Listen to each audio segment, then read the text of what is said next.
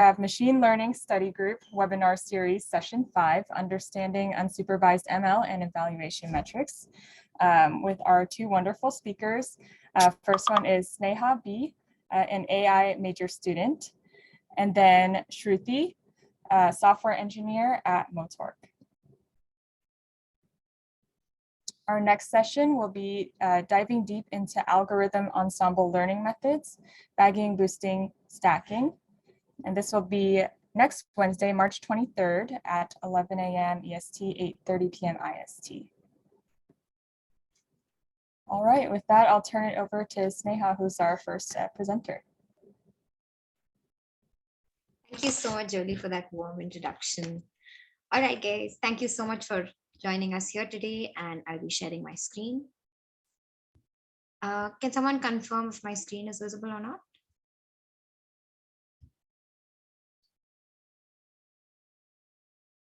Yes, it's visible. All right, great. Okay, hi everyone, and welcome to today's session. So today we'll be talking all about unsupervised machine learning as well as evaluation metrics. So far we've been speaking about a lot of supervised machine learning algorithms.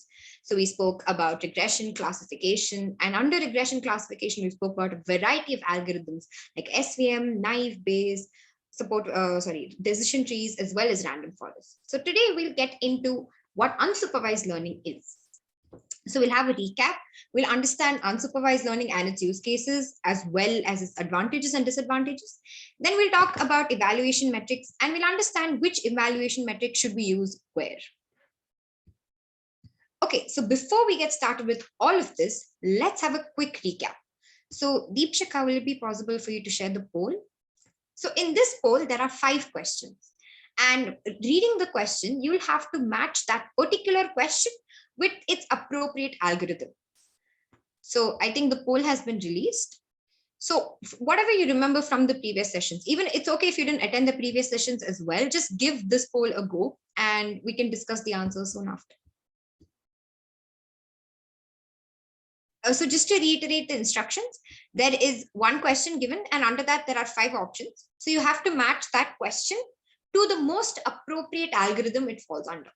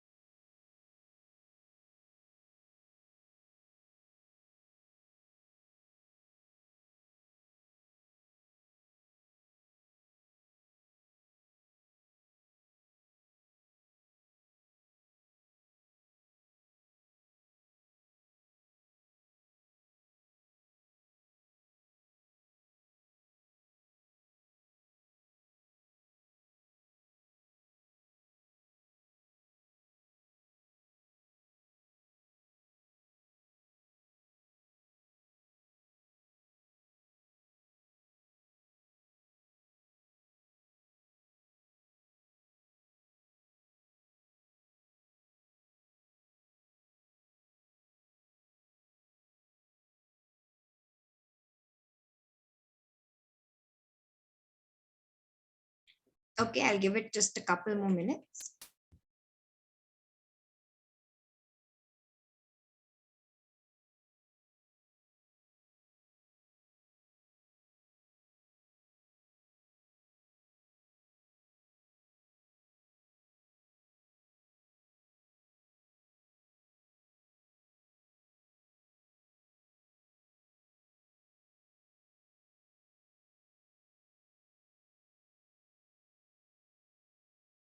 All right, Deepshika, I think we can end the poll and share the results.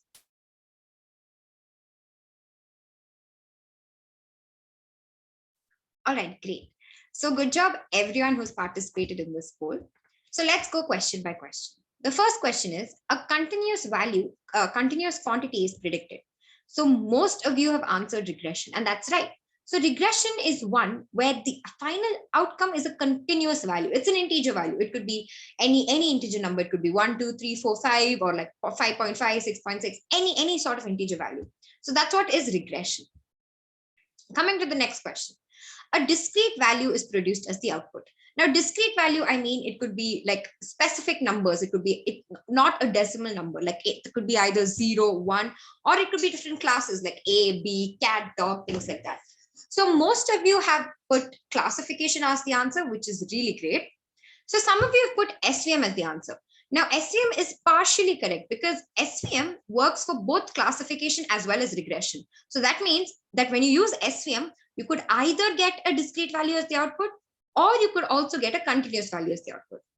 Now, naive Bayes is a good answer because naive Bayes is used for classification. But usually when we say, when you're given a problem statement and it says that a discrete value is produced, what is the answer? Then we usually call that as a classification problem. Under classification, there are many algorithms like SVM, naive Bayes, which later on, they have their own features. So when later on asked about their separate features, it's better to give the answer as naive Bayes. So when given the question that is a discrete value produces the output, the best answer is classification. All right, third one, a sequential tree that efficiently models classification or regression. So really nice that most of you have answered decision trees, and that's the right answer. So a sequential tree. So why is decision tree called a sequential tree? Because whatever be your decision finally, it goes step by step, like feature by feature. So it starts with feature number 1 and it goes to, if that feature is yes, it goes to another different set of features. If that feature is no, it goes to another set of features. And finally, your leaf node or the node at the end, that is where you have your final answer. And this could be either classification or regression. So decision trees is the most appropriate answer here. Now, assume that features are independent of one another. This is so 58% of you have answered naive Bayes, and that is correct. So assumes that features are independent of one another. This is the most important characteristic of naive Bayes. Naive Bayes is called as naive Bayes because naive, as in it assumes that every feature is independent of one another.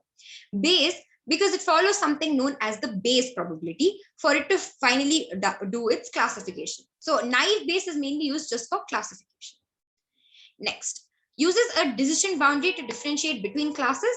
Now, most of you have answered this as SVM, and that's right.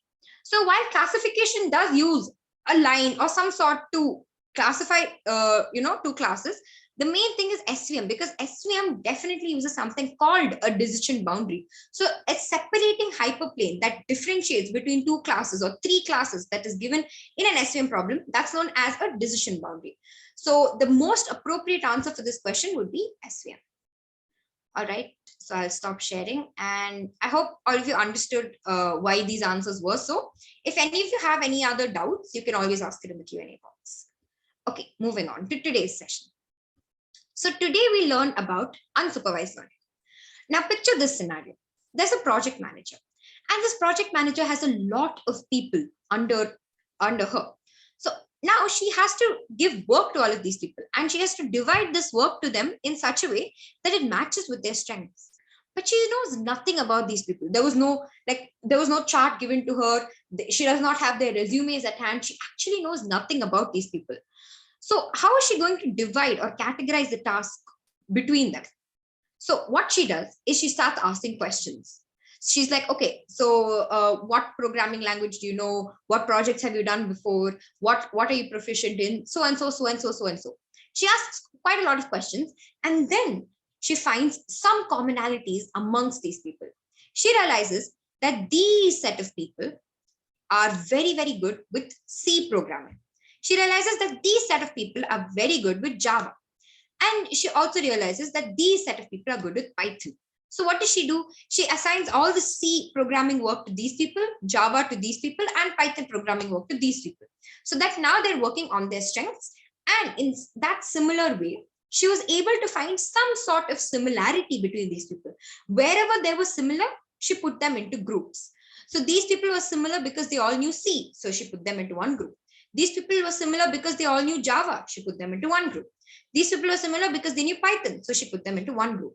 So this act of, not knowing anything about the data previously, but once the data is given to you, actually from that data, understanding the pattern, that is known as unsupervised learning. So unlike supervised learning, unsupervised learning, actually what it does is that it takes patterns. It tries to understand patterns from data that has not been labeled before. So when it was supervised learning, we always used to get labeled data. We always knew what the output would be. So we knew that if it was these features, then the output would be cat. If it was these features, the output would be dog. But here it's a scenario where you actually don't know what the output is. And you will have to figure out similarities between the given data. You have to understand patterns that are there in the data, and then and there understand or assign which group it can belong to. For put it in one group based on whatever similarities are there. So prediction outcomes are not known. So in supervised machine learning, we knew the prediction outcomes. We knew whether it was regression, what type of value it could be. We knew classification, it could be either class A, B, or C. But here, prediction outcomes are not known. So it would be difficult to determine how accurate these algorithms might be in real world problems. So for unsupervised learning, we actually don't know what the final predicted outcome could be. So these types of algorithms may not give you as accurate results as supervised machine learning, because supervised machine learning, we actually know what outcome it would be. So we're sure that we just have to train the model for it to get the accurate result. But in unsupervised, we're giving it to the model to predict what the final outcome could be. Everything, including the final outcome, is being learned by the model. So in some scenarios, it may not be as accurate as supervised. And what does unsupervised model aim to do? Well, it aims to understand the structure, understand the pattern of the data given to it. So you can see this example, you have a lot of data points and some of them are grouped based on some similarities. So this is, you can think of this as the difference between supervised and unsupervised learning. So supervised learning, you had a goal. You always knew what you had to do. So here you knew that you had to basically put a line between the circles and the triangles in such a way that you're able to differentiate or separate the circles and triangles. So this is again a classic classification problem where you have two classes, circles and triangles, and you have to separate those two. But here you're just given data. You're just given a random bunch of data. It's your job. It's up to you to find out what are the similarities in this data, and based on those similarities, put them in certain groups. So that is what unsupervised learning is. You are not sure of what the goal is. It's up to the machine learning model to finally assess what the final goal is, understand patterns or understand similarities in the data given to it. Based on those similarities, put them in assigned groups. Like based on the similarities, as we saw in this example, based on similarities, you put in 3 different groups. So that's what a machine learning model does here. Based on similarities, it assigns certain groups to them. So we can formally see supervised and unsupervised learning working here. So supervised works on labeled data and unsupervised works on non-labeled data. And supervised is computationally simple because you already know the outcome. You don't have to go through the effort of actually finding out the outcome. And unsupervised is computationally complex. Now supervised can either be classified as classification or regression. And unsupervised can be classified as something known as clustering or association. So I'll tell you more about what clustering and association is. So clustering. Now these are the 2 types of unsupervised learning. That is either clustering or association. So clustering is the process by which some data that's given to you is automatically grouped into a certain number of groups based on similar characteristics. And these groups that they're assigned to is known as a cluster. So let's go back to our first example. Here, the project manager found out that there were some similarities between these people. And based on those similarities, assigned them to certain groups. So this was the C++ group, which can also be known as the C++ cluster, C or C++. And this is the Java group or the Java cluster. This is the Python group or the Python cluster.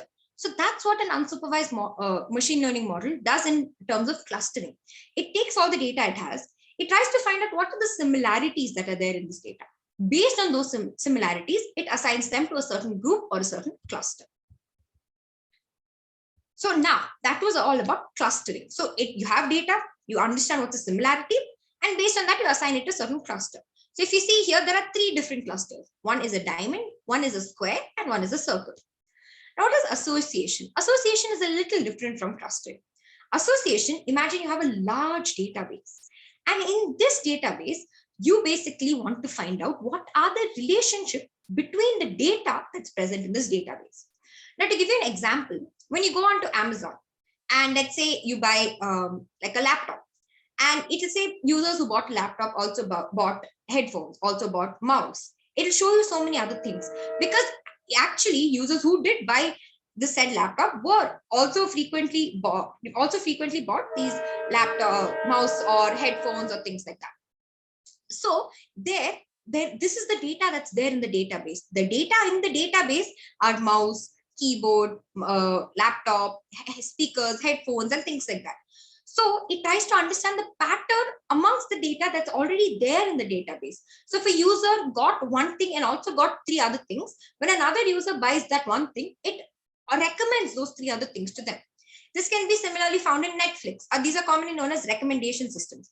So when you look at Netflix, if you suppose watch one horror movie, many other horror movies will be recommended to you, because the user who did watch that one horror movie also went ahead to watch many other movies from the same genre. So things like that, recommendation systems, when you have already data that's there in the database, and then how you can find the similarity or how you can associate that data within each other, that is known as association. That is known as an association rule.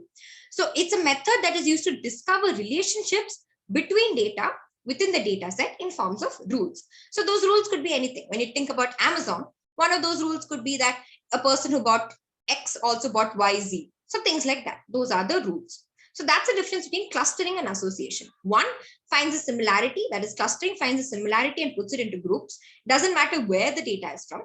Association understands relationships between the data that's present in a database or a data set. So that's the difference here. So now some examples here, these are examples of algorithms. So you have hierarchical clustering, k-means clustering, principal component analysis, which is also known as PCA. So we won't be talking about all these algorithms, we'll be talking about k-means in particular. Then when it comes to association, you have something known as an a priori algorithm and a frequent pattern growth algorithm. The a priori is joint based and the second one is tree based. So we won't be talking much about these algorithms. We'll be mainly talking about k-means. But the main point of difference is that clustering, you find similarities and put it into different groups of clusters. And association, you basically have a lot of data in a data set and you try to understand what association is there in the form of some rule. All right, now we'll talk about a very, very popular unsupervised learning algorithm, and this is known as k-means clustering. So what do we already understood what clustering is. You have some data, you find the similarity in that data, and you put it into some groups. So that is exactly what this algorithm does. So what does this algorithm do? K in k-means clustering, the K value stands for the number of clusters or the number of groups. So if you go back to this example, here we wanted to have just 3 groups. So the K value was 3.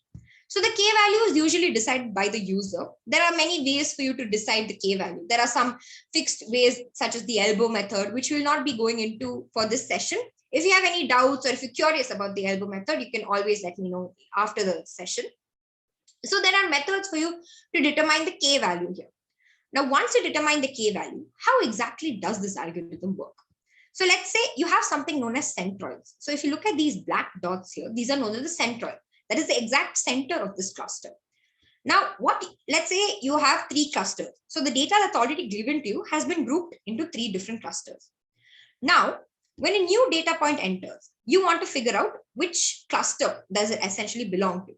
So when the new data point is here, what happens is that, I'm talking about the testing phase here. I'll come back to the training. So let's say once you've done the training and you have 3 clusters and all the data points that you have in your data set have been grouped into these 3 clusters. Similar to the project manager example, there are 3 groups. And similarly here, let's assume that this was the Java group, this is the C group, and this is the Python group. So already this grouping has been done. That means the training has been done.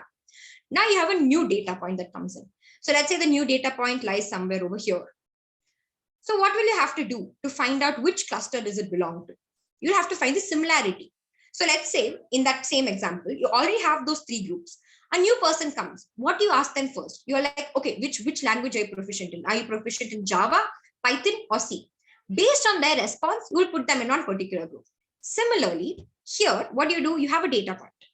And then you will check to which cluster centroid. We always take the centroid because it's the center of the cluster. So that we don't get confused within which cluster we're talking about. We just take the centroid or the center of the cluster. So when we have a new data point, when we have a new entry to this data set, we looked at the distance of that data point to the centroid of the three clusters. So let's say the data point is here. We check the distance from this to this centroid, this to this centroid, and this to this centroid. So if a data point is here and we're checking the distance to all the three centroids, tell me which, you can type out in the chat as well, which cluster will it belong to, orange, blue, or green? If the data point is here and we're trying to find out the distance from this data point to all the three cluster centroids. Orange, yes, exactly. So if the data point is right here, then it will have the shortest distance to the orange centroid of the orange cluster. Hence, it will belong to the orange cluster. If a data point was somewhere here, then we would calculate the distance between these two, and we'll figure out whichever has the shortest distance. Whatever has the shortest distance, we put the data point over there. So to find out this distance, we use something known as the Euclidean distance measure. Now I'll explain how exactly these clusters are formed in the beginning. So this was the testing phase. That's the easier one because clusters are already formed. You have a new data point. You just have to put it into that particular cluster based on how close it is to the centroid. Now, how are these clusters actually formed? Because like I said, unsupervised learning, you know nothing about that data. You have to learn more about the data. So the first step in k-means clustering is that you find the k value. Like I said, there are methods known as the elbow method that can help you find the k value. Now, once you're fixed on a k value, what you have to do is that you have to take just any three arbitrary centroids. So it could be anywhere. You could, like, if your data points, now it's all like neat and it's in clusters.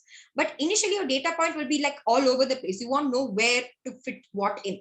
So you can just take any three random points as the three cluster centroids. Once you take it as the three cluster centroids, so you have 3 points. Let's say these 3 points are somewhere here. And those are the three cluster centroids in the beginning. That's how you're just taking any 3 random points as the 3 cluster centroids. Once you take these 3 random points as the cluster centroids, what you start doing from there is that you start every other point, apart from these points, every other point, you try to match it to these 3 points. So every other point in the data set, you try to match it to these 3 points. And whichever has the shortest distance, you put it in that cluster. So you put some data points here, some data points here, some data points here. Now, how are you sure that your cluster centroid is correct? Because you just randomly chose 3 values. So you'll have to calculate the cluster centroid again. So you again calculate the cluster centroid.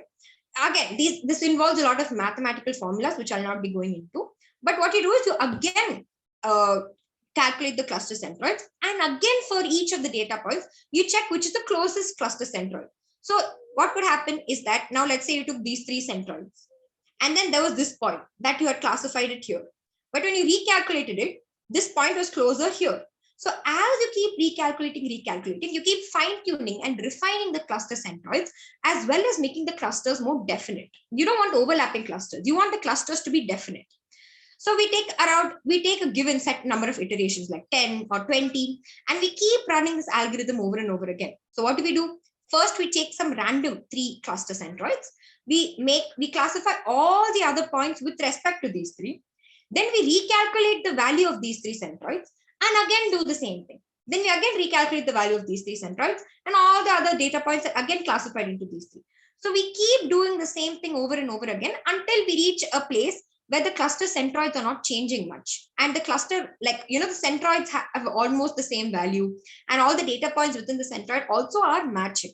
So until we reach that phase, which takes around like 10, 20 iterations, let's say, we keep on running this algorithm. So that's what we're doing here. So the data points are always grouped into sets, given number of clusters. And each data item gets assigned to its nearest cluster. And these cluster centroids are known as, these black dots are known as the cluster centroids. So again, this, like I mentioned, that process basically where you choose arbitrary cluster centroids, you classify all the other points with respect to these 3, recalculate the cluster centroids, again classify these points. This entire algorithm gets repeated multiple times until all the clusters are well-defined. You want well-defined clusters. So until you reach that particular stage, you keep on repeating this process. So that is about k-means clustering. Now I'll be talking about k nearest neighbors. Okay, so what I will do is I will first explain the algorithm. Then after I finish explaining the algorithm, I want you guys to tell me in the chat if this is a supervised or an unsupervised algorithm. Okay. Now K means I'm telling you for sure that is an unsupervised algorithm. What we saw so far, you have data, you know nothing about that data. You learn that more about the data, classify it into clusters. But this, I will explain the algorithm first. Then you guys let me know if you think it's a supervised or unsupervised learning algorithm. All right. So what do we do in K means, K nearest neighbors, KNN or K nearest neighbors. So again, the K stands for this cluster. So number of clusters that we have. Okay. So now, I'm so sorry. K stands for the number of neighbors. I'm so sorry. It doesn't stand for the clusters. K stands for the number of clusters in K means, but here it stands for the number of neighbors. So what do I mean by that? Now, based on your training data set, you already have a training data set. And based on that training data set, all the data points have already beforehand itself been divided into cats and dogs. You did not have to divide it on your own. So the points have already been divided as cats and dogs. Now, when a new data point comes, what happens is that you have a K value. So again, you take this K value here. K here means the number of neighbors, not the clusters. I'm so sorry about that. K means the neighbors. So you had your training data or the new data that was given to you. And this training data, you already have, based on whatever is given there, you've already classified it into different clusters. Now, when a new data point enters, that is, let's say this is a new data point. When this new data point enters, what happens? Where will it go? Will it go to the cat side or the dog side? Now that is dependent on the nearest neighbors. So K here stands for the number of nearest neighbors. So let's say we're taking the the nearest 5 neighbors. So we have 1, 2, 3, 4, 5. These are the 5 nearest neighbors that this cat has. So it has more cat neighbors than dog neighbors. So definitely it go to this cluster and not this cluster. Similarly, if the new data point was somewhere here, it has more dogs as neighbors compared to cats. So that means it will go to this cluster, not this cluster. So the K here stands for the number of neighbors that you're evaluating it for. Again, K is something that we define on our own. Usually when you're classifying items as 2 separate, like 2 classes, here we have cats and dogs, we ensure to make the K value as something that's odd, not even, so that there is no type. Okay, so now that we have this data point over here, and we classify it as a cat because the number of neighbors, the nearest neighbors, K nearest neighbors, here 5 nearest neighbors to this are cat, and dog. So the most of the neighbors that are closest to it are cats. Therefore, we classify it as a cat, not a dog. So that's about K nearest neighbors. So it's a distance-based learning algorithm that assumes similar items exist in close proximity. So it calculates the distance from all the points in the proximity, and it finds out like where an unknown item belongs to. So whenever an unknown item enters, it takes the value of K. So if it's 5, like I mentioned, it looks at the 5 nearest neighbors, whichever has more class. Like here, cats was more in number when it was for this example. So it classifies it as a cat. So that's what it does for a new example. Now K refers to the number of nearest neighbors. And for a classification prediction, the value of K must be fine-tuned. So how do you fine-tune that? Like I mentioned, usually when you're having 2 classes, the value of K must be odd so that there are no ties. And by a rule of thumb, what people generally do is that they take the square root. So if you have like, let's say 20 data points, square root of 20, approximate value of the square root of 20 is taken as a number of K. So that's a rule of thumb that most data scientists follow. So you have, let's say 20 data points, you take square root of 20. That will be your K value. So for K nearest neighbors, your K value is usually taken as the square root of 20. And generally, when you have even classes, like 2 classes or 4 classes, you try to make sure that your K value is odd so that there are no ties and you have a proper distinction between the 2 different classes. So that's about this. Just to repeat, you have a data set. Now that data set, you already know the cats and dogs. You already have the cats and dogs that are classified for you. And then when a new data point comes in, you're trying to figure out if it belongs to the cats or the dog. So based on this explanation, could you let me know if KNN is a supervised or unsupervised machine learning algorithm? Yep, already I see that many of you have answered supervised. And exactly, that's right. It is a supervised machine learning algorithm. It is often confused with unsupervised because you have the concept of clusters here. but that cluster is simply a means of classification. So what you give to a K and N is actually supervised data. You give it labeled data. You're giving it the label data. You're giving it so and so features. You're giving it like so and so features for a cat, so and so features for a dog. You're already labeling the data and then giving it to this model. So that is why it is known as a supervised machine learning model, because labeled data is given to you. Now, based on this labeled data, when a new data comes in, you look at the neighbors of this data and then fit it to the category that has the most neighbors.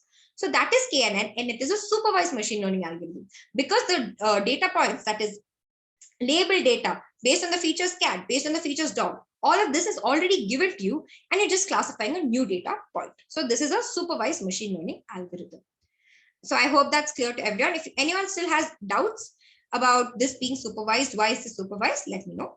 And K-means, so K-means is unsupervised, while K nearest neighbors is a supervised machine learning algorithm. All right, now let's talk about the advantages and disadvantages of unsupervised learning. So now some advantages are, it's suitable if we don't know the corresponding output. So if sometimes it's difficult for us to give a labeled data set. So when we only do not know what the output is, it's better to use unsupervised. So advantage is that it works on unlabeled and uncategorized data. So sometimes it might become a hassle for us to give in labeled data all the time. So if we want to just give in some data and want the machine to figure it out, that time we give in unlabeled data. And when we give in unlabeled data, we usually use unsupervised machine learning. Now, what main advantage of unsupervised is, it's able to find useful insights from data which are not possible to find through normal methods. So it's able to like surprise us, because it could find some insight that through other methods we were not able to find. Suppose we are given in labeled data, we know there are two classes. So suppose we give an unlabeled data for the same, it may be able to find 3 classes. It may be able to find 4 classes. It may be able to find so many patterns in the data that it can classify it better and understand the data better and actually give us more useful insights. So that's one main advantage. And that because of that advantage, it's very useful in complex tasks and problems. And there's something known as dimensionality reduction, which I'll not be talking about much in this session. So dimensionality reduction basically is, if you have a lot of features, you want to reduce the number of features so you can easily analyze the data. That is what dimensionality reduction basically is. I won't be explaining further because it could get confusing. But basically, if you have a lot of features and for the purpose of analyzing your data, you want to reduce those features, then you use dimensionality reduction. So unsupervised learning, especially this algorithm where we discussed here known as principal component analysis, so PCA, or principal component analysis, this is very useful in something known as dimensionality reduction. Now, the disadvantages are, it cannot be directly applied to a regression or classification problem. So when you have the problem, you do not know if it's regression or classification. You don't know anything about that data. You're just trying to figure it out. So yeah, like I mentioned previously, the results may be less accurate as the algorithm does not know the exact output. And sometimes it could be a disadvantage that the model learns from raw data without any prior knowledge. So there is no prior knowledge. So one thing is, it could find useful insights. It could find something that's, something that we could have never found through other methods. It could give us some valuable piece of information, some valuable classification that we could not have found through normal methods. But sometimes it could learn so much so that it gives us some garbage or redundant value. Like maybe when we exactly wanted 2 classes, like when we want to define, let's say, dog and a cat with 2 classes, maybe an unsupervised learning algorithm could give you 3 classes, and you don't really need 3 classes there. You don't need that extra information there. So it could work in both ways. One is, it could give you those useful insights that you do need, that you cannot have found out through any other methods. But sometimes when it's learning without any prior knowledge, it could give you some garbage and some redundant values that you do not really require. And it's, since, you're learning, it's not labeled, and you have to learn all the patterns, it could be a time consuming process, as the learning phase requires time to analyze all the possibilities that are there. It needs to be analyzed in unsupervised. So it could take some time. And as there are more and more features, the complexity increases. So like I mentioned before, the unsupervised learning is quite computationally complex. It requires a lot of time because you're learning everything from scratch. So that's a little bit about the advantages and disadvantages of unsupervised. Now, what are some applications where it's used? One main thing, like I mentioned, is recommendation system, be it Amazon, Netflix, things like that. Always unsupervised learning is very, very useful in helping you build a recommendation system. Products and customer segmentation. So when you have market-based analysis, whether it's like product or customer segmentation based on like products that they have used. Again, similar to a recommendation system.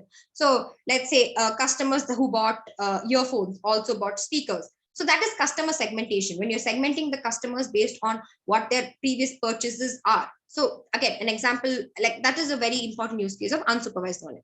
Like I mentioned, dimensionality reduction, when you want to reduce the number of features that are there in your data set. So if you have too many features and you want to like reduce it, and I help you analyze with this 2 or 3 features, then use something known as dimensionality reduction. Then you have something known as anomaly detection. So anomaly detection as in like fraud detection. So if you have a credit card transaction, so most of credit card transactions will be valid, accurate, but there will be that 5% credit card transactions that are invalid or fraudulent. So to help you detect those few invalid transactions, unsupervised learning can help. It helps with data visualization and pre-processing, and helps with some clinical studies, like, because if you have one particular disease and you're trying to classify as different types of diseases, you can put it as different clusters in, let's say, a K-means algorithm. So clinical studies, identifying clustering cancer genes could be one example there. Then you have something known as aim segmentation and other classifications that can be useful in medical imaging and things like that. So especially the clinical studies field, this unsupervised learning is important in market segmentation, recommendations, and dimensionality reduction. So these are some applications of where unsupervised learning could be used. So that's all from my end. If you have any questions, please to ask in the Q&A box. I will be typing out the answers there. And over to Shruthi, who will be talking about evaluation metrics. Hey everyone. Thank you so much, Sneha, for this all the info and sharing about unsupervised learning. So now let's look at something that we talked about even before, but we'll dive deep into evaluation metrics. So as we know, we need some metrics to measure the performance of the model that we are training, right? And we also need that. We also use that to see and to basically decide whether we have to further train, we can stop here.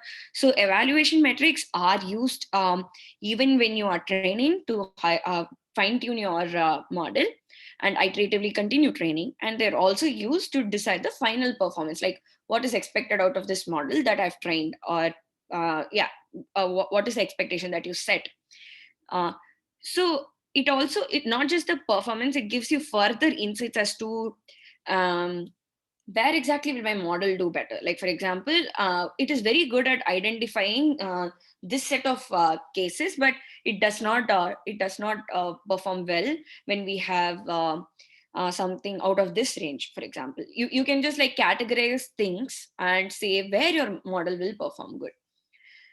And also one thing that we have is we have a lot of evaluation metrics. We don't have like a single metric. So why are people looking at different evaluation metrics? Because for different use cases, we have we want to understand the performance in different scenarios, right? For example, in regression, we want to see we might want to see how well the model does for the common cases, or in one case we might want to see how well does it do for even the rare cases that the model is not seen so much in the training data. Is it capable of identifying or predicting approximately well for even rare cases? You might want things like that. And similarly, in classification, you might want to see how well the model predicts the correct ones, and sometimes how well the model predicts the wrong ones. So there are different things that you might want to perform, you might want to evaluate based on the scenario and the application, right? So that's why we don't generally use a single metric, and or even if you use it, might not be enough to judge the model's different performances. So we have different metrics. So again, like I said, the choice of metrics that you use, even if you decide to use two out of like the n number of metrics that we have, what 2 or 3 you choose depends on this depends on the problem and the implementation as well. Like for this model, based on its implementation, we might be better off using a particular evaluation metric and so on. So let's dive deep into the different kinds of like the commonly used evaluation metrics for both supervised and unsupervised learning. Sneha, can you go on to the next slide? Yeah. So first, let's start with root mean square error, right? So what are we doing here? So in root mean square error, we also call it as RMSE. It's short form. So it's mainly used for regression problems. So what it tries to evaluate is in regression, ideally what we are trying to do is basically trying to fit a line. If it's like if it has only two variables, or even in the space you have different data points, and you're basically trying to fit a line or a plane depending on the variable you have into that data, which can predict it really well, right? So you're basically with your model, you're trying to predict which is either a line or a plane. So what this tries to understand is how good is this line that your model has predicted, or how good is this plane that your model has. So well, can you go on to the next slide? I'll first come with the formula. Yeah. So in the on the right side you can see, right? So we are trying to predict with in a two-dimensional space. So we have fit a line. What RMSE will show us here is the root of the mean square error. That is, it will find the difference between what the model predicted versus what the actual one is. So if we look further into the formula, so we can see that RMSE is the root of the sum of the differences between the predicted versus actual, but it's not the direct difference, it's the mean of the difference. So if predicted is, let's say if we have the predicted as y, for each of the data points we'll get the predicted value from the model, and we will find the difference of that with the actual regression value, or actual output value that we trained it on. So once we get the difference, to account for negative or positive side, we take the absolute value and then we square it, right? And like this we do for all of the different points in our data set, and we get the mean of it, and finally take the root of this value. So that gives you the root mean square error. Can we go back to the previous slide? So since we are squaring and we are getting the root, we are not going to, since we do the square before we do anything else, after the difference, we will, the range of RMSE is 0, but starts with 0, but the higher value can be anything, right? Depending on the difference you have between your prediction and the actual value. So the range is between 0 to infinity. And as I already mentioned, we saw that um, uh, this is not directly related. For example, if the RMSE value is high, it means the difference is higher, right? But you ideally don't want that. So the lesser the value of RMSE, the better your model is, and vice versa. If the RMSE value is very bad, then the is very high, then the model is bad. So what you're trying to do with RMSE and in the model training is you're trying to reduce the value of RMSE. Okay, so here we have an example of y and y prediction. So if you look at it, we have in the first case, the actual value is 2, but the prediction is 0.2. Similarly, 4, 3.8, and 5 and 5. So first, what do? We take the difference between the individual points, individual prediction and actual value. So in this case, we get 0.2 minus 2, that 1.8. We are taking the absolute as well, right? We get 1.8, and then for the second point we'll have a difference of 0.2, and then for the last one it's a perfect prediction, so we get 0. So after we get this, we'll square these values and we sum them and then divide by 3. So on the right we can see the calculation values you get once you get the difference and square it. Once you get the difference, get the absolute value, and then square and sum it, you will have 3.8, and once you divide it, you will have 1.0933, and finally you get the root of this value, which gives which becomes 1.0456. So this represents your this represents the RMSE value for this model that you currently have. So in your model training, let's say you want a particular level of performance, then you can use this value to further tune your model. You can change the coefficient value that you're using, use different learning rates in case of regression, and see how to make this value better. And once you're happy with the current value or the current model predictions, you can understand that this is the final expected performance. Yeah. Can we go on to the next slide? One second. So next we have mean square error. So this is pretty similar to RMSE. So the only difference here is, as you can see, we don't take the root. So what happens? So ideally, as you see from the formula, you are just taking the difference, you're squaring it, you're summing it, and getting the mean value, right? So how does it differ from what you have in RMSE? Because you're not taking the root value, if the difference and the difference of this value that you get in MSE is high, when there are larger errors. So if you look at the graph on the right, if the difference between the predicted and the actual value is pretty small, then the MSE value is also less. Whereas if the gap between the predicted and actual value is large, MSE further penalizes it worse, because you're literally squaring that value, right? So it goes higher and higher. So depending on this scenario, in most cases, yeah, RMSE is used for regression based calculations. But one thing to notice even in RMSE is it's not scale variant.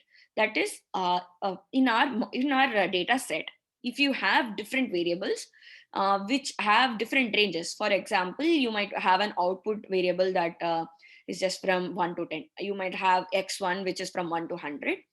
You might have another variable, dependent variable. For example, in house prediction, you have number of rooms as 1 to 10, whereas the square footage can be anywhere, right, from 100 to 1000, if that is the value that we have. So the scale is different. So RMSE and even MSE is not scale invariant. So what we generally do in this case is first standardize the data set. That is, we try and bring all the values to a standard range and then calculate it. If you don't do that, the RMSE value or the MSE value will not reflect how it will be if the scale changes. So that is one case where RMSE or MSE is not used. And like how I said, mean square error penalizes large errors more. RMSE penalizes the small predictions more. So one case where you might use mean square error more than RMSE is when you want to when you want to reduce the value, right? Like you want the overall value of your loss function to be less, then you use this, like the in this case. Whereas RMSE, when you want the model to even cover the rare predictions or the smaller differences, you can use that one. Can we go on to the next one?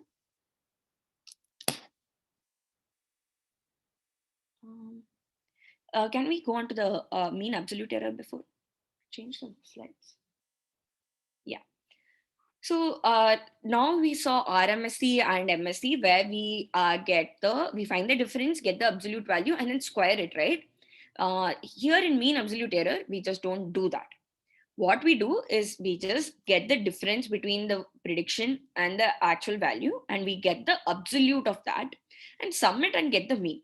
We do not do any kind of squaring, or we do not get the root also, like in RMSE. So here, unlike RMSE or MSE, it does not necessarily penalize the large errors, because it's basically the difference, the absolute value of the difference, right? And the average of that. So when can you use mean absolute error?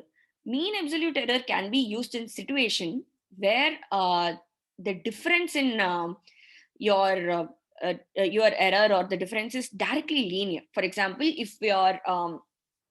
if your model gives a value of 5 as a loss function, and if it gives a value of 10 for another iteration of the model, if 10 is twice as bad as the iteration with 5, then you can use mean absolute error. wherever the loss function or the value is proportional or that linear, you use mean absolute error over RMSE or MSE. But in most cases where that is not the case, you prefer RMSE over this one. Let's go to the next slide. Yeah. So another commonly used regression based evaluation metric is R-square, which is basically coefficient of discrimination or determination. So what exactly does this do? Here we are not trying to find the fit as such. Here we are trying to find how much of the fit is able to share the variance that you have in the dependent variable.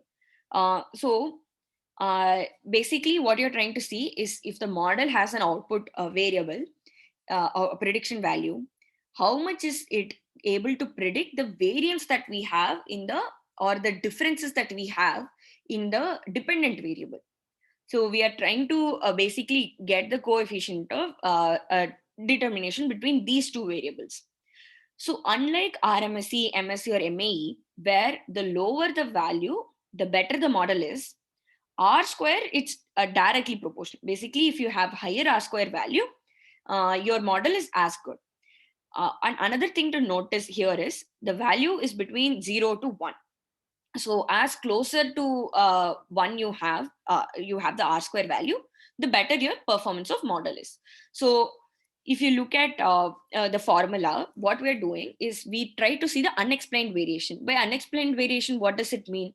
So if my dependent variable or the number of rooms, etc., changes in this way, does my model predict? If it does not predict, how much of it is my model not able to predict? Right? So if it changes, if my dependent variable changes in a particular way, my model is capable of predicting, but in some scenarios it's not able to predict. So what I'm going to do in R-square is find the proportion which it is able to predict, proportion of variance it's able to predict. So what you can do is basically get the difference 1 minus the unexplained variance. So if you look at it, what we do is we basically get the difference between the actual and the predicted value, and we take the square of it and sum it in the numerator. In the denominator, we get the difference between the value and the mean of the value and square it and divide it, because we are looking at the total variation right now. So on top you have the unexplained variation, the difference, and on the bottom you have the mean.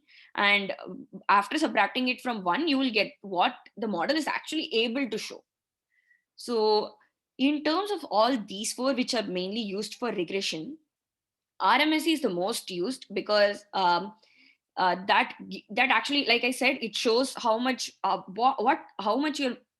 good a fit your model is compared to others. But there are also scenarios, like I mentioned for the other cases, when the MSE or MAE might be more useful.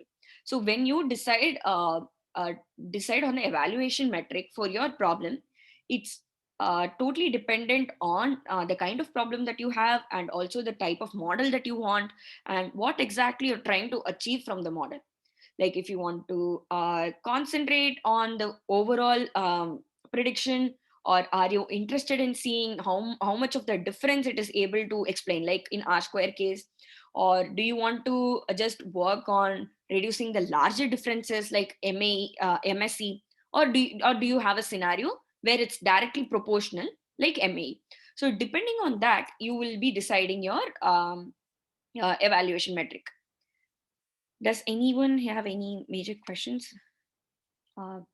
Hey, there are two questions in the chat that's related. Could you maybe?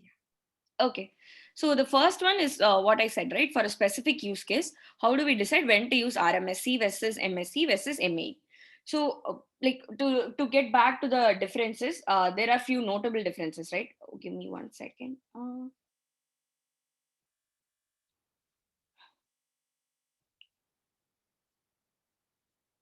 Okay, so like I said, RMSE is scale invariant. It is used for both because you get the difference between the original and the later, and you actually get the absolute value. You can use it for both negative correlation and positive correlation. And in RMSE, you can RMSE is affected by differences in fewer predictions as well. For example, in some cases, if it performs bad, your RMSE value will still become worse. So if the number of worst predictions increases, it will increase. Whereas in MSE, you penalize the larger values more. For example, if there are only few data points, but those have a big difference, then MSE values will be higher. And in MAE, it's the absolute value. So if there is like a case like temperature, where the difference is directly proportional or linear, right?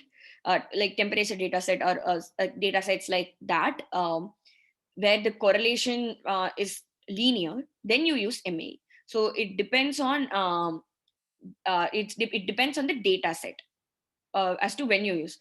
But in general scenarios, RMSE is the most commonly used. It's the most commonly used evaluation metric. Does that answer the question? Okay. So R-square, okay, let me just. Can you ask, if it did not, can you ask me in a more specific way? I'll be able to answer then.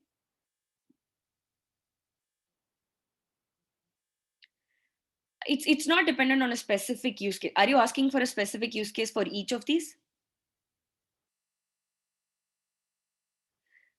So for example, if it's a Titanic data set, if it's a standardized value, if the data set, if you standardize it, I will use an RMSE, right? In Titanic data set, what all features do you have?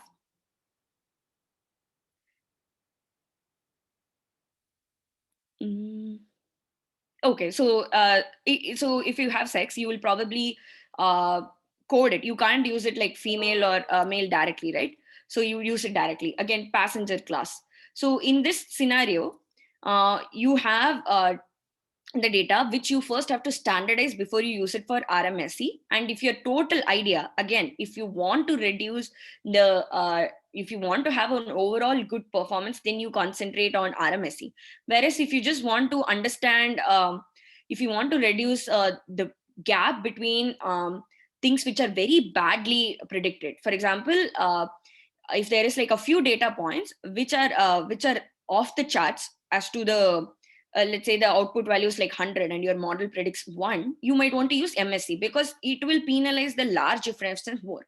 So in the particular data set, depending on what you want, you have to decide which you will use.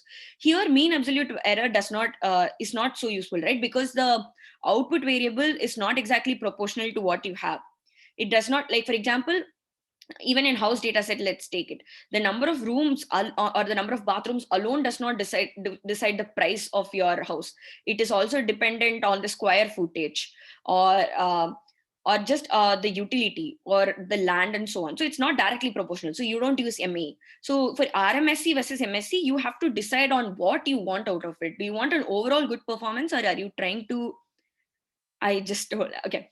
So for MAE, it's not useful because it's not directly predicted, right? Just because you have two, let's say you have two houses with two rooms. They might not have the exact same price. It also depends on where they're situated, the square footage of those two houses, what material is in it, and so on. So just because the number of rooms is 2 or the number of bathrooms is 2 in a house, the price is not directly proportional, right? So there you might not want to use MAE. Did that answer your question? Yeah. So like I said, for these, it's not direct. It's not just about the data set or the problem, right? It's also about what you want out of it. Like, what are you trying to do with your model? Because depending on your application or where you're planning to use it, you might just want to have a good model which is capable of, in case of RMS, you're just trying to get a good model which can do decently well on all types of messages. Whereas in MSC, what you might be wanting to do is just not have very stoic differences and just have models which can be wrong in even the normal case, but it does not have very big differences, right? So that is the main case. Sneha, can I continue, or will the moderators be able to take, like, Yeah, you can continue. on the second question? Will they be able to answer, or? Sure. One of us will answer. Yeah, no problem. Okay. Yeah, it's basically it's the y bar is the mean. Yeah, I think it's taken a little time. I'll continue with that. Okay, so now we looked at the regression based evaluation metrics. So let's move on to the classification metrics. Next one. Yeah. So first, for classification, we can look at it's not exactly a metric or a value as such. It's more like a visualization or a description of your performance, which is confusion matrix. So what is a confusion matrix? In this scenario, we have a binary classification example. So in your binary classification example, the output variable can either be 0 or 1, right? So what we do in a confusion matrix is try to understand how much is your model able to predict each of different cases. For example, 0 0 0 1 1 0 1 1. So we are basically making a matrix out of it, where we compare the predicted values against the actual values for each class. So let's look at the matrix on the right. So on the y-axis we have the predicted values, and on the x-axis we have the actual values, right? So what we'll do, we'll get 4 different values from our model predictions. First, we will show the number of positive that the model predicted that are actually positive. This is called true positive, and we'll put that in our first cell. So it is mapping the positive predictions against the actual positive values. So this is a good metric. So it shows the higher the number here, it shows that our model has done good in predicting the actual positive. Next, on the right side in the very first column, we'll try to see the ones that the model predicted as positives, but which are actually negatives. This variable we call as false positive. So if you have what you can see is the model falsely predicted it as positives. So you can say false positive. Again, to repeat, this is basically the predictions that the model thought were actually like positive or belongs to class 1, which are actually in class 0, a different class, right? This is the false positive. And this is also known as type 1 error. In the next cell, what do we have? We want to do the opposite. The number of instances where the model thought this is not exactly a positive prediction, it thought it's a negative one, but which are actually positive, right? In this case, we call it false negative. So you can do if you have any confusion over false negative and false predictive, what you can see is falsely predicted as positive, falsely predicted as negative. So you can just abbreviate and use it as FP and FN. And in the last, we want to see where the model actually predicted something as negative and which is actually negative as well. So we can do this not just for binary classification, we can do this for any number of classes by plotting it in a matrix-like shape. It will be a square matrix, right? So what does this show? This describes the performance of our classification model, not just on an overall level. Like, it does not just give us a number, it actually shows us where it performs well.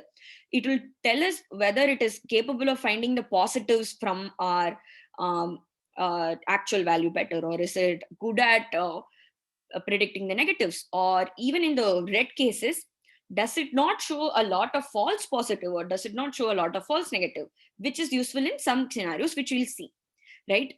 So first, so confusion matrix in general is very good to visualize and understand the performance of your classification model in under different scenarios. Let's dive deeper into how we can use each of these. Can you go on to the next slide? Okay, to basically understand just the overall performance, right, of your classifier, what you might want to do is just take all these values and see the total number of correct predictions that your model did and divide it by the total number of values that you have.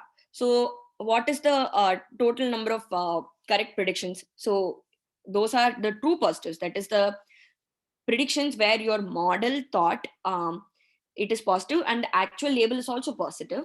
And also the opposite scenario where your model thought it's negative and it's actually the negative. So basically the main diagonal of your confusion matrix, that is the numerator, and the value is the, and you divide it by the overall numbers in your matrix, sum of all the values. So you, when do you have an accuracy of 100%? When except for your diagonal, everything else is zero, and even the diagonals values match exactly, right? So an ideal best model is when you have only the value in the diagonals, and those are also full on full, and all the other values are zero, basically. In that case, it will have a 100% accuracy.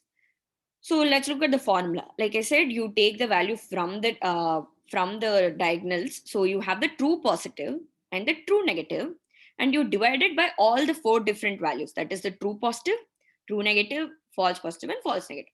So in our example, so we'll see these metrics in terms of an example. Here, what were we trying to see? We are trying to identify dogs, and that's what our model is trained for. So in true positives, we have 500 instances where the model predicted actual dogs as dogs. And what are false positives? It falsely predicted these other animals or other objects as dogs when they were not dogs, right? And then we go on to the next scenario where it is actually a dog, but maybe you had some rare cases, or it was groomed in like the dog that we have here, and the model could not predict it. So it was not capable of identifying things on the rare end or so. So that we have 0 cases in this scenario, which is good. And also we have the last one where it's not actually a dog, like it's a cat here. And the model was also correct in identifying it as a negative. That is, it didn't predict it as a dog. So accuracy, one problem is it is not exactly great when you have an imbalanced data set. So what is an imbalanced data set? In classification problems, it is not guaranteed that you'll always have, if in this scenario where you are trying to predict, trying to distinguish dogs versus other animals, you might have in a data set of 10,000 instances, you might have 9,000 instances of dogs and just 1,000 instances of other animals. Or you can have the other scenario where you have just 1,000 dogs and 9,000 different animals which are not dog. So what does it mean? Your model is only given one by tenth of the prediction in one class and 9/10 of the other ones. So here there is an imbalance. The model might learn one better than the other, right? So in imbalanced data set, accuracy does not perform so well, because even if the value of the predictions is bad on the imbalanced data set, for example, in this scenario where there are 1,000 instances, even if it gets all 1,000 of them wrong, but if it is able to identify the other 900 or 800 well, the accuracy will still be 80%, which is not exactly the case, right? It is very, very bad at identifying the negative cases, but the accuracy just shows the total value. So it is not exactly a great metric when you want to understand the performance of a class imbalance data set, right? So next we'll see other metrics that we can use for classification. Sneha, on to the next one. Okay, so precision. So for class imbalance data set, again, depending on the use case, we might be interested either in finding a model which is capable of finding all the positives correct, or a model which does not show a lot of negatives. So depending on that, we have a few metrics. So first, let's look at precision. So what does precision show? Precision is basically showing the value that the model actually predicted as positives to the total positives. That is, in our case, this is the first cell where we had dogs and the model also predicted as dogs, divided by the very first row where the model did not think it's a model falsely thought it's a dog while it was not actually a dog, like in this cat scenario. So this is useful in cases where we want to reduce the false positives. Let's look at one example. So one example is spam detection. So Google, Yahoo, Outlook, everything does spam detection based on your initial categorization and learning, right? So what does it do? It basically shows whether a mail is spam or not spam. So in most scenarios, what do we want out of the spam detection? Ideally, we would want a case when it is able to detect all the spam as spam. But what do we not want at all from this? Let's say you have got a critical mail, like a work mail or a assignment related mail. You don't want your spam detection model to say that is actually a spam when it's actually not, and put it into a different folder that you might not be checking as often. So a lot of us, at least I don't check my spam folder that much, right? Unless I hear someone saying, "Oh, I mailed you, but you didn't. You're saying you didn't receive it. Can you please check your folder?" I'm not exactly checking that folder that often. So in this case, what do we want out of a spam detection model? We don't want it to say things that are actually critical into and put it into a spam model, a spam folder. So here we are trying to reduce cases where it falsely predicts a mail as spam. So that's where we use precision over accuracy or other metrics, because here what we are trying to understand, we are trying to understand the actual positives this it is saying that the model is able to predict, divided by the actual number of positives in the original data set or in the real world. Even if it does the opposite case where it doesn't show a spam mail as a spam, it's okay. It's just one more thing that you just move on your own, but we just don't want the other case. So in this scenario, precision, and in other scenarios where you want to reduce the case where the model falsely shows as positive, you use the precision metric. So like you see from the again, to reiterate the formula, precision is basically the ratio of true positives by the total positives that your model gives. Can we go on to the next slide? Okay, now this is the other scenario where we might want to see the case where the model predicted it as positive. Uh, Basically, where we want to understand the ratio of percentage that the model predicted as positive from the overall positives, right? So recall is basically a metric which is a ratio of the true positives, that is the very first cell, uh, and it is divided by that column. So where do we use it? Let's first see where do we use it before coming back. So where do we use it? We might use it in scenarios like fraud detection or a cancer prediction. Here we are okay in the worst case when it says it falsely predicted as a positive case, where you falsely predict it as a cancer, a cell, or you falsely predict it as a fraud detection. But what you don't want to do is dismissing it as a negative by mistake, right? It's actually a malignant cell. It's actually a fraudulent activity. You shouldn't get rid of it, because what happens even if you get an actual activity that, like, you made a purchase of $500, which your bank detected as fraud activity, you can still call them and ask them not to block it and let it pass through, right?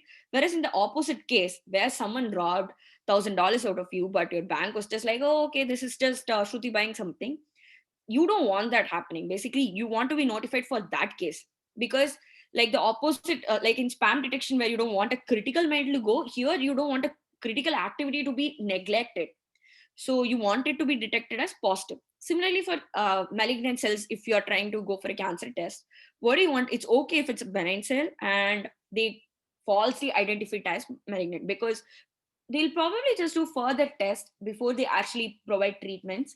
Whereas in the other case, if you do actually have a malignant cell and you dismiss it saying, "Oh, okay, this doesn't look like a problem," and it actually is let go, you might have severe consequences, right? You might not get treated, your health will get affected.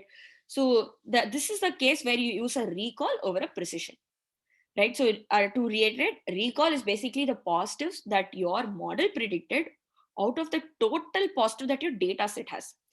So what is the main difference is in your denominator versus precision and recall.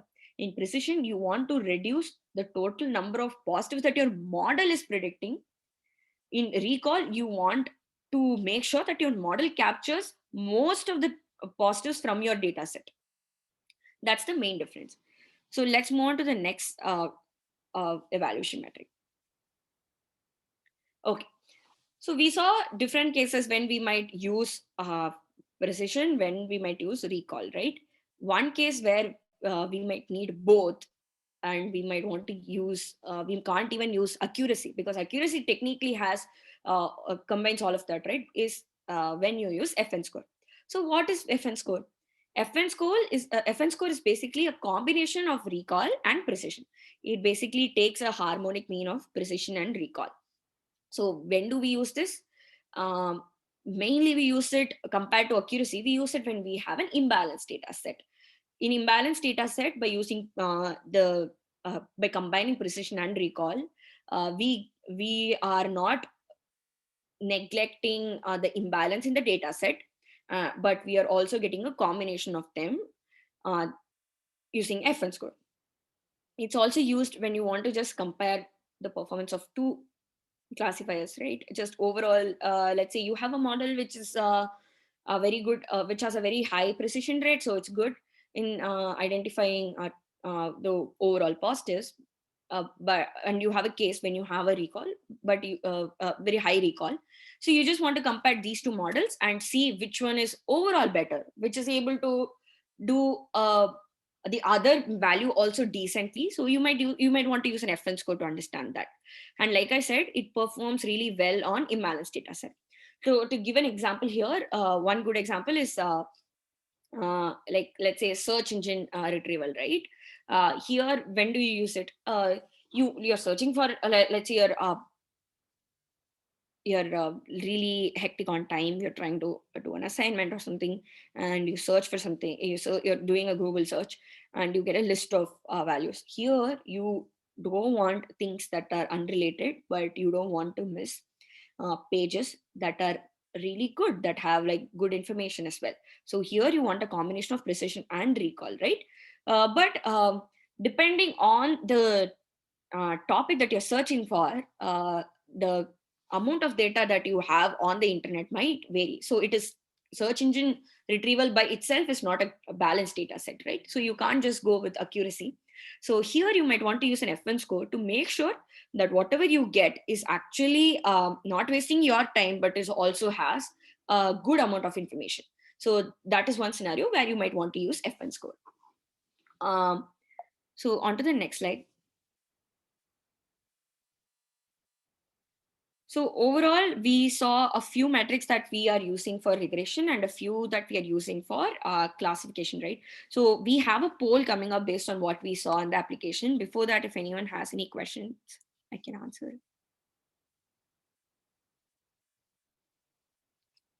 Okay. Okay. So if not, we can go with a poll. So now we'll have a poll where you have to basically classify these applications and tell which metric will be good for this particular application. So first we have spam classification. You have to decide whether we need to use precision or recall here. Similarly, for cancer detection, which one would you use? And finally, for imbalanced data set, would you prefer using an F1 score or would you use an accuracy value?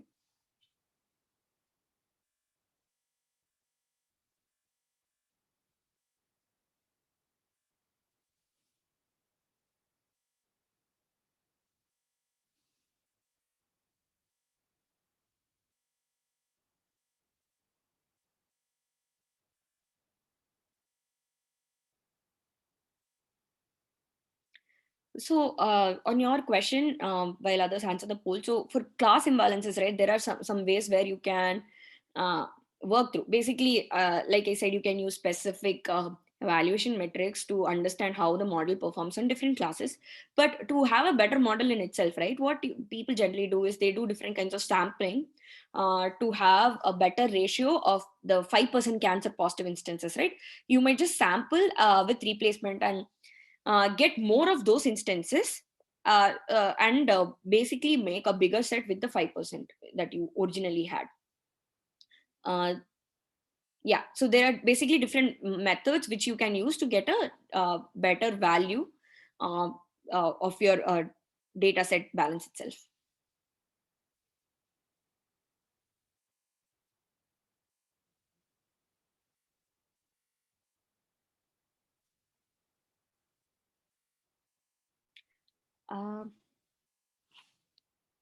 Sneha, do you have timer, or is it, can you stop We it can there? wait for maybe like a couple more minutes, like just a couple more people until it reaches around 35 or 40 maybe.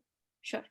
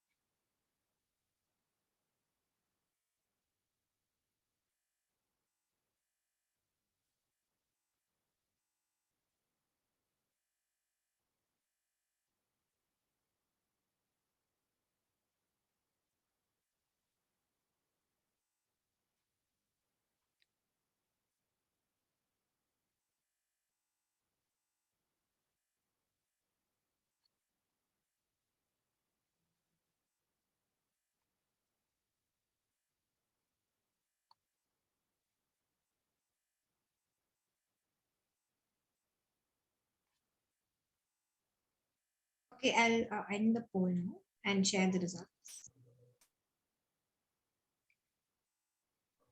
Okay. So many of you got the first one right. So spam classification, like I mentioned, is can be better understood with precision, because what are we trying to do? The positive case here is actually detecting a mail as spam. And the negative case is saying it's not spam, right? So what do you want to avoid? You don't want to falsely identify something as spam and move it to a different folder. So here you want to use precision, which makes sure that you don't do that a lot. So it's okay in the opposite scenario where you might have a spam that just comes in your primary inbox and you have to go through the annoying process of moving it out yourself. But the other case where you miss a critical mail is not something that we want, right? So the first case is better with precision.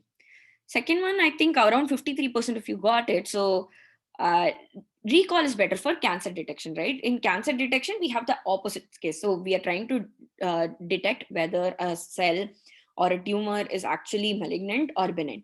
So if it is malignant, we don't want it to be dismissed saying it's not. So basically, we don't want the case where we are dismissing a malignant scenario, but we have a but the other case where we say something that is not cancer as cancer is fine, because in that case probably the doctor will just do a few more tests, right, before they actually sorry. Yeah. So in that case, what will the doctors or the hospital generally do? They'll do more tests before they actually proceed with the cancer treatment, right? So in this case, we want to reduce the scenarios where we ignore a malignant or a cancerous tumor cell, right? And in the last case, that's a good job. So every almost 90% of you have told imbalanced data set means we should use a F1 score. That's right. In an imbalanced data set, accuracy does not capture it well, because in accuracy will only cap in an imbalanced data set, accuracy will have a non-linear proportion ratio with the data set which have higher percentage, right? So even if the other class is very bad, accuracy will only have a small impact. So in balanced data set, for classification cases, it's better to use a F1 score. So that's all I had. Sneha, can you take over? Yes, sure. Thank you so much, Shruthi. That was really insightful. And so now the thing is, we're way over time. So what we were thinking of right now is that the code notebooks have already been shared with everyone. And these are the code notebooks basically. So this code is essentially, so the classification evaluation metrics is the exact same Titanic data set that was used in the second session, except that I've just added the other metrics, such as last time we just used accuracy. So this time I've added confusion matrix, precision, recall, and F1 score. And I've done the same thing for regression. So whatever we did in session 2 was based on the salary data set. So same thing I've used, and for salary data set, we only did RMSE. So here I've done MSE, Rsquare, and MAE as well. So these are the only changes I've made. It's exactly the same as session 2. I have just added literally 3 to 4 extra commands for us to understand how the code works and how the answer is for the other accuracy metrics that we learned today. So in the interest of time, I may not be able to go over this today step by step. I encourage everyone to just go through these 2 notebooks, which is already present in the drive that's been shared with everyone. So please go through these 2 notebooks and check, because there's no much difference apart from the fact that there are 3 different commands here. And here as well, there are just 3 different commands. So go through whatever new accuracy metrics we learned today and understand how, based on what are we getting this result for this data set. You can go through session 2 as well, because in session 2, we went through every single cell of this code step by step. So go through the recording for session 2 as well and look into these commands. And if you have any doubts, we'll address that in the next session. So the first half of the next session, we'll go over this code, and then we'll carry on with the agenda for the next session. So only because in the interest of time, we're already half an hour over the actual time we're doing this. So I hope that's okay. Now we'll take up questions for a bit. Oh, may you scroll down on the poll? I'm so sorry, Jacqueline. Did you have any particular question? I can share my screen again.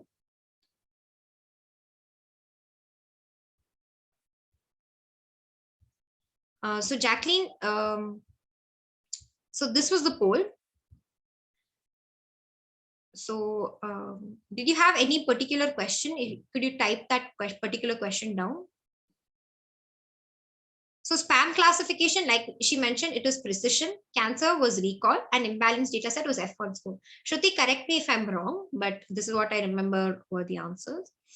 I can reshare the results if that's what you'd like. Yeah. Jacqueline, is this fine? You can let me know in the chat, maybe.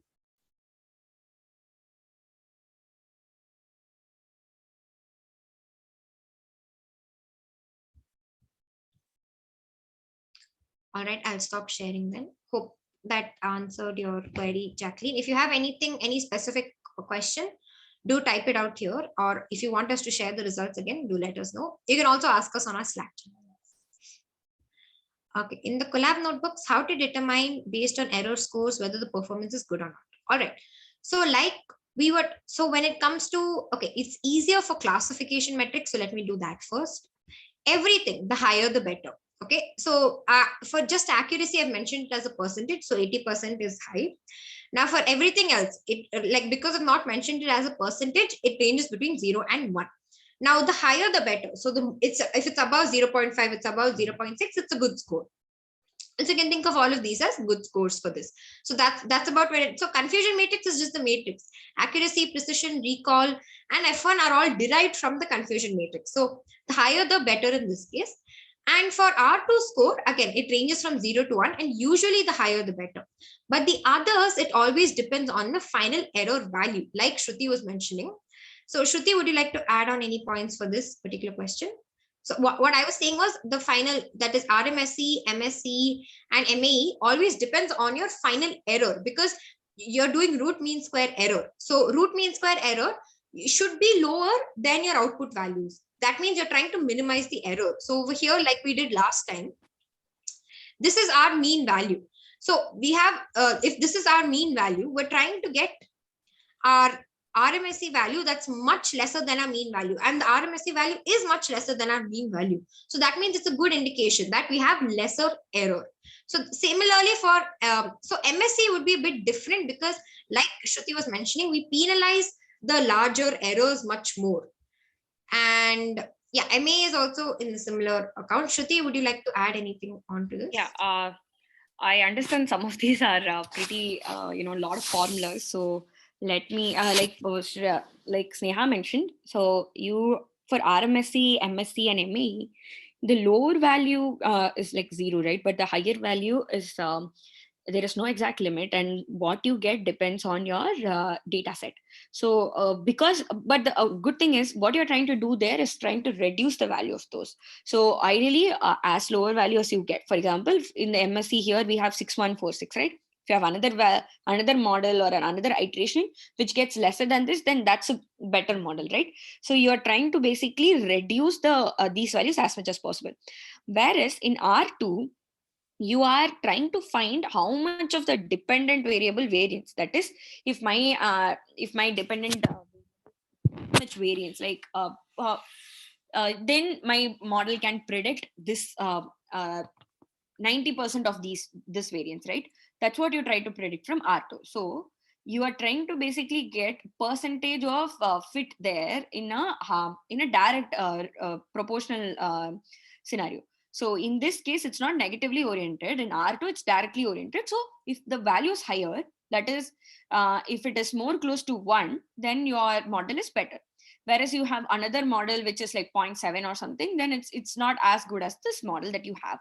So so just to reiterate, in R2, if you look at the formula, what you do is you take the actual model and subtract on the numerator. You take the actual value and subtract it with the prediction, and get the difference, square it and get the sum, and divide it by the actual value minus the dependent variables mean. So that is the total variation. Denominator is trying to show the total variation. So what are you doing for that? You're basically getting each points. It's basically the variance formula, right? Each in the actual data set, you are basically comparing or getting the difference between the output and the dependent variable, squaring it and summing it, and this is the denominator. This you're going to compare with what your model is able to predict. So on the numerator, you're getting the difference between the actual and the predicted value. So you're basically trying to get the explained variance from R2. So higher the variance it can explain, the better it is. Did I think that was a really good answer. Hope that helped you, Shaw. For the lower the score compared to the mean of the okay, for your question, there is no mean that you compare with for RMSE, MSc or ME. Mean only comes in R2, where you are using so in RMSE, MSc or R2, you're basically just checking the fit directly.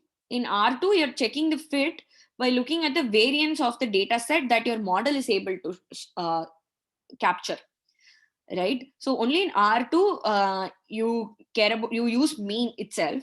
In RMSE, MSc or MAE, the other parts of your questions are right. The lower the score, the better your model. In R2, the higher the R2 score, the better the model. Yeah. Did that answer your question, Shaw?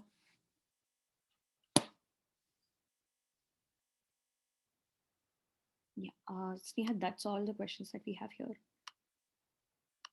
All right. Shaw's mentioned that she'll continue on asking this in the Slack, so we can probably better explain it there. All right, so that's all from our end for the session today. Hope you enjoyed this, and do go through the codes that are there and understand what is there. It's just 3 different commands, so we can you can ask us your doubts. You can go through the session 2 recording towards the end, which has more about the code, and yeah, you can definitely get back to us. So thank you all so much for attending the session today.